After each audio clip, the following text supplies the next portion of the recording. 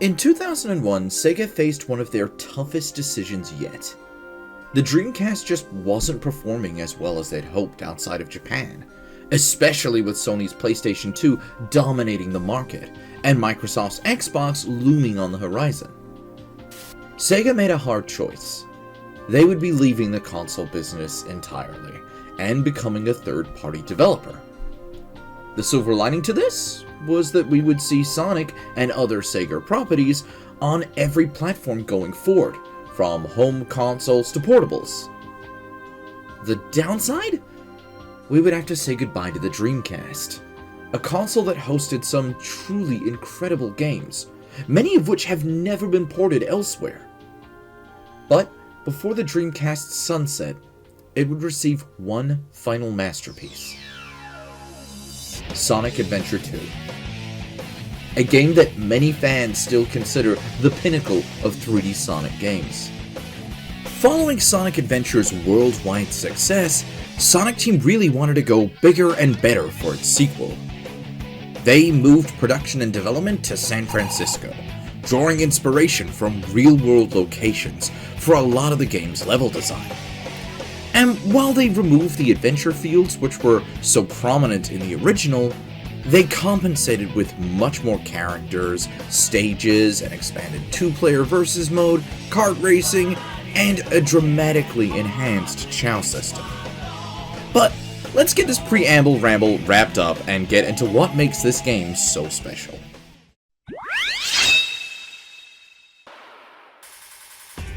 Sonic Adventure 2 tells its tale through two concurrent campaigns: the hero story and the dark story. When I replay this game, I usually kick off with the dark story, as Iron Gate is the first stage chronologically to occur in the game's narrative. That's the only reason. Which begins with Dr. Eggman breaking into a gun military complex, where he discovers Shadow, a black and red hedgehog who somehow gets mistaken for Sonic by everyone from Amy Rose to the entire gun military. Which, you know, it's kind of odd, given Gun have had him on ice for 50 years. So you'd think they'd at least know what he looks like, but I digress. Shadow promises to grant Eggman a wish, directing him to collect all 7 Chaos Emeralds to power the Space Colony Ark's Eclipse Cannon. Eggman, eager to take over the world, decides this is a great idea and teams up with the Edgy Hedgy, and picking up another dubious ally in Rouge the Bat, a jewel thief with secret ties to Gun and the President. Meanwhile, we have our heroes, mostly where we left them off from the events of Sonic Adventure 1. Tails just got awarded a Chaos Emerald for saving Station Square from Eggman's last nefarious plot. Meanwhile, Sonic has been on the run for being mistaken for Shadow. And finally, we have Knuckles, who's just apparently in Egypt with the Master Emerald. Oh no. Like, I don't know why he decided to take this giant thing off the floating island. Like, my guess is that he had some vacation days owed or something and just decided to use them all up and bring the Master Emerald along with him. But, man, I sure hope the floating island landed somewhere safe and didn't, you know, kill millions of people.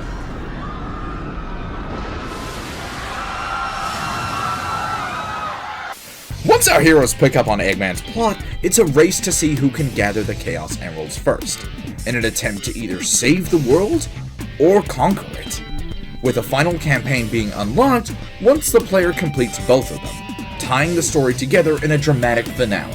But we'll put a pin in that one for now.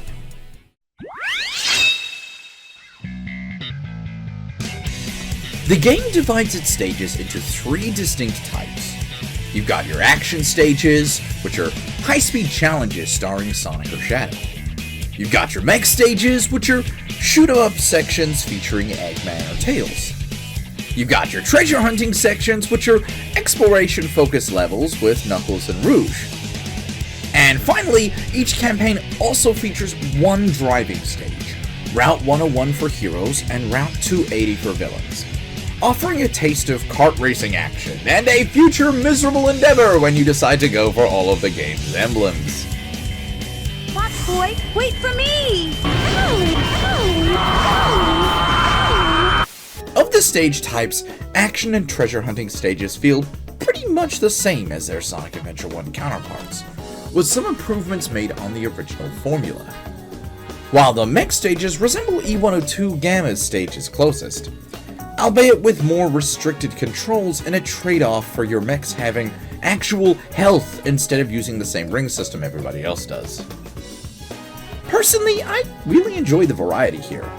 Although we lost a few game mode types from Sonic Adventure 1, I don't think anybody is, really mourning the fishing stages. Especially not me. I mean, Big probably would, but, he's currently serving 5 to 10 years for the crimes he committed between games. Smells like froggies around somewhere. Though, Sonic Adventure 2 does get some flack for those mech and treasure hunting stages. It's a common complaint that they slow the pace down from the exhilarating action stages of the game. But, personally, I kinda like them as a little palate cleanser. Sure, I'd love to have, twice as many action stages as there currently are in the game, with there only being 6 action stages in the Hero campaign, and even less in the Dark Story, with a pathetic 4 of them.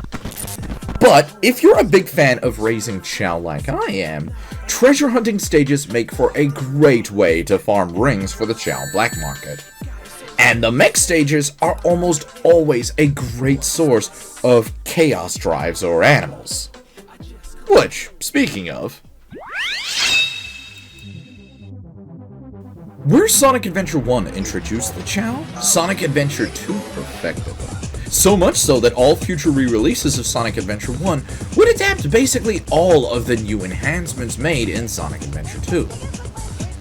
While Chao can still gain attributes from animals you pick up throughout the game, with an even larger variety of them featured in Sonic Adventure 2, we now also have the Chaos Drives, which drop from defeated gun robots, which don't give quite as much of a boost to attributes, but also don't have any animal parts tied to them, ensuring your Chaos could remain their pure, unhybrid selves, rather than looking like some kind of amalgamation straight out of that movie, The Fly. Sonic Adventure 2 also massively overhauls the Chao maturing system, no longer just having one evolution path, which is now considered the neutral evolution, but also having the evil and good evolution routes, depending on which team's characters raise them. There's even 3 special variations on the Chaos Chao, which your Chao can only reach on their 2nd reincarnation or higher. But Chao raising gets so complex, I think it needs its own full video if we're going to dive much deeper than that. So if you want to see that, please leave a comment below. While Sonic Adventure 1's Chao Gardens were a cute distraction, Sonic Adventure 2's versions became a game in itself, being one of the most requested features to return to the Sonic series even 20 plus years after this game's release. I have really fond memories of hosting sleepovers with my friends from school, where we would take turns passing the controller around and completing a regular stage from Sonic Adventure 2, so we could spend the rings earned and animals picked up to raise our own personal Chao, and have them duke it out through Chao Karate and 4-player Chao racing at the end of the night. One of my friends, Liam, even took this a step further, as he owned Sonic Advance for the Game Boy Advance, and would take his Chao with him to raise throughout the week through the tiny Chao Garden system on that game, leading to some fierce rival battles when the weekend started again. Despite all these years, and all my friends going their separate ways, I still have all of their Chao in my Sonic Adventure 2's GameCube garden. A little digital reminder of how this game brought me and my old friends at the time even closer together.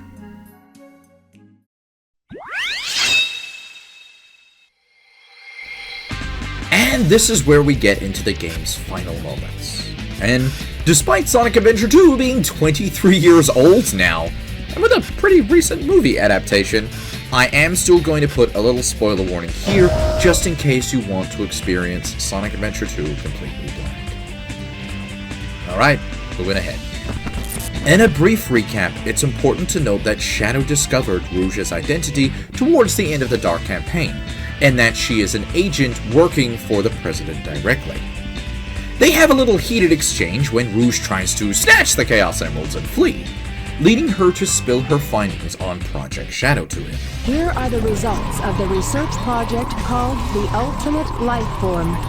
But if this picture is of the real Ultimate Life Form named Shadow, then exactly who or what is standing in front of me? Shadow looks torn, but at that moment, Sonic's discovered alive and is making a move towards the Eclipse Cannon before it can fire again.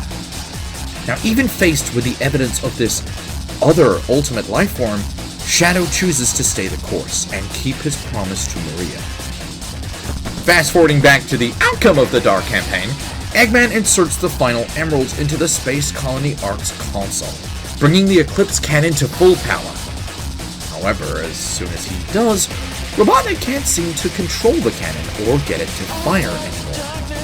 When suddenly, all the monitors on the Ark and across Earth flicker to life, displaying Gerald Robotnik's final message. This is a death sentence for every human being on Earth. If my calculations are correct, the Space Colony Ark will impact the Earth in 27 minutes and 53 seconds. All of you will be destroyed, along with your beloved planet Earth.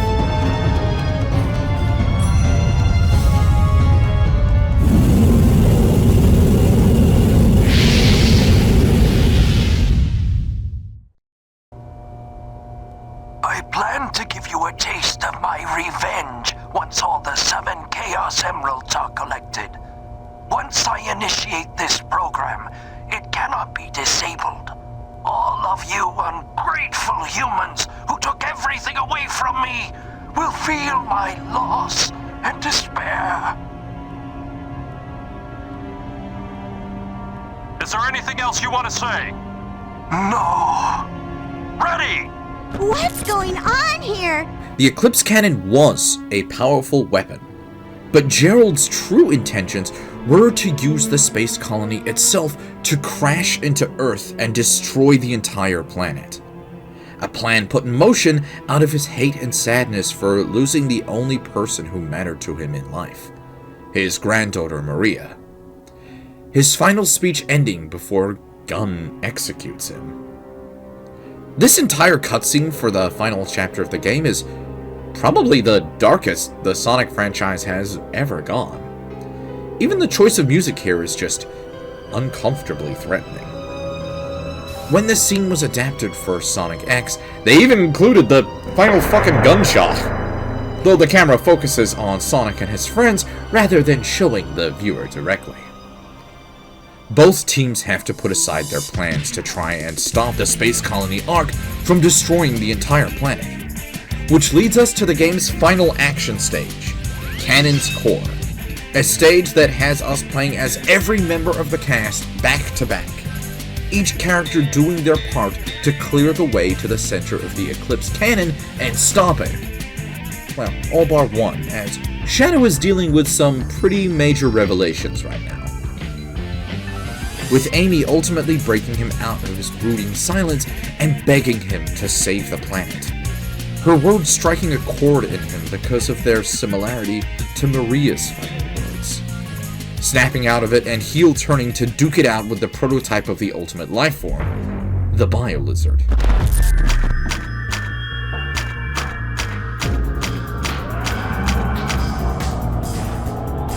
Leave this one to me. Hut! Hut! Hut! Hut!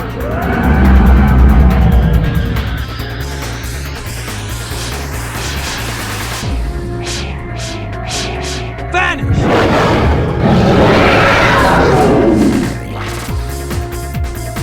Get out, you ugly prototype! After Shadow defeats his beta brother in combat, Knuckles and Sonic reach the Chaos Emeralds, trying to stop the Arc's freefall, only for the Bio-Lizard to be a fucking sore loser, harnessing the power of the Chaos Control and attaching itself to the tip of the Eclipse Cannon, intent on keeping the Arc on a collision course with Earth. Luckily, Sonic and Shadow can put the Chaos Emerald's powers to work themselves, entering their super forms and racing out to destroy the Bio-Lizard and save the planet in the series' most iconic final showdown, the Final Hazard. The game's ultimate climax peaks with Live and Learn blasting, Super Sonic and Super Shadow teaming up in a race against time to stop the Bio-Lizard and its payload from destroying the entire planet. Everybody singing out their praise and cheering as the pair of Super Hedgehogs beat back the game's final boss.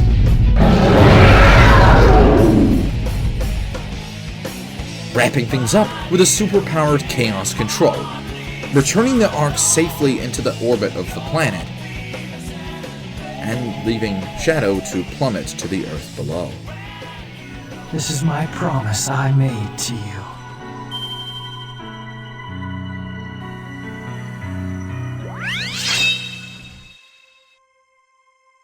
Originally, this was where Shadow's story ended.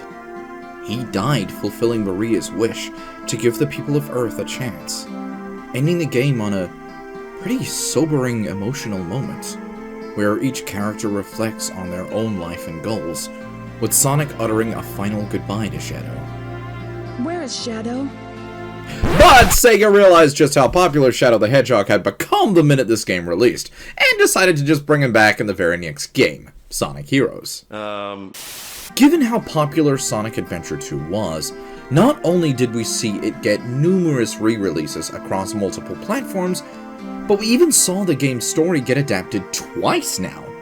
Firstly, in the fantastic series Sonic X, and then again in 2024, we saw the story be, loosely adapted in the third Sonic movie, albeit with a lot of liberties. Over the years since its release, the Adventure series has garnered a lot of criticism from the it actually sucked type of internet personalities. You know the kind. Particularly around the 2010s, but even now there are still a lot of loud people who think dunking on this game is gonna garner them some kind of extra internet street cred. But even with these absolute mouth breathers, no one can take away from how huge of a game Sonic Adventure 2 is. To a lot of people, this is peak Sonic. To critics, this game was a graphical darling on release. And despite its age, I still firmly believe Sonic Adventure 2 is one of the best games to come out of the franchise for me, and will likely never be dethroned by anything modern Sega can really produce. And that's not entirely their fault, though. It's the attitude that modern Sega has kind of adapted. Sonic Adventure 2 showed us that while Eggman could be a cartoonish clown at times, he wasn't above holding Amy at gunpoint. You're too slow! Sonic, if you don't come here, she will die! Or shooting Sonic into the planet's atmosphere. He was a villain and a real threat, something I personally haven't seen him be in the video games since then. Sonic Adventure 2 showed us that mascot platformers could tell compelling stories with real emotional weight, in a way that players could connect with regardless of age. I've said a lot that the early Sega Genesis games and the cartoons from the 90s are what made me a Sonic fan, and I would say that still holds true to this day. However, if it wasn't for the Dreamcast era of Sonic, particularly this game right here, I don't know if I'd have ever considered myself to be like a lifelong fan of the series. And I know I'm not alone in that mindset. There's a reason why everybody gets so excited whenever rumors of a remake of Sonic Adventure 1 or 2 show up. Because this era of Sonic was special. When Sega were still riding high and at their creative peak. When every new Sonic game didn't just feature 3 skins for 10 different level layouts. When the writers weren't afraid to take risks with their storytelling and dream big. One day, maybe we will see Sonic Adventure 1 and 2 get remade. Maybe it'll be faithful to the originals. And maybe it won't. Instead going for more of a modern remake with this era's sensibilities. Or maybe we'll never see this legendary game get remade. But no matter what happens, no matter where Sonic goes next, we can always come back and revisit these amazing adventures. So, sayonara, Sonic Adventure 2. Or maybe Mata Itsuka Aimashou is better. Instead of a final goodbye, let's instead say, see you again someday.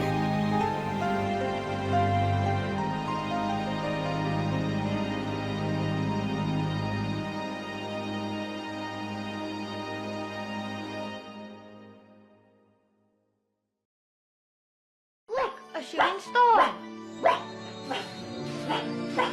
Knuckles, you're changing.